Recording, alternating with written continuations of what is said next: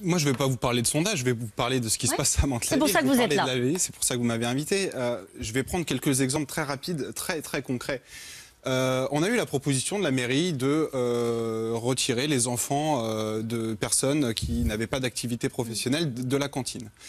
On a une dame qui est venue rendre compte à l'association, qui est venue nous voir pour nous dire que le matin, en arrivant à la crèche, on lui avait refusé l'accès pour son enfant à la crèche sous prétexte qu'elle avait des retards de paiement. Vous imaginez un petit peu la violence humaine de cette situation. On a, au niveau des associations, aujourd'hui, une ligne des associations qui s'occupent pour la jeunesse. Là, on ne va pas parler de baisse de subventions, on va parler de subventions qui se montent à 0 € pour la jeunesse. On va parler de l'aide aux devoirs jusqu'au club de foot local. Donc, effectivement, ça n'a pas été l'apocalypse. Les murs de la mairie n'ont pas été repeints en bleu marine, mais quand même, il y a quelques éléments qui interpellent dans cette gestion.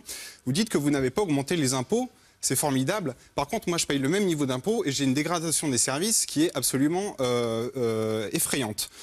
Moi, ce que je constate aujourd'hui, c'est une gestion discount. On me propose des services à moindre coût pour dépenser le moins d'argent. Mais moi, je ne m'y retrouve pas en tant que contribuable. Voilà, ça, c'est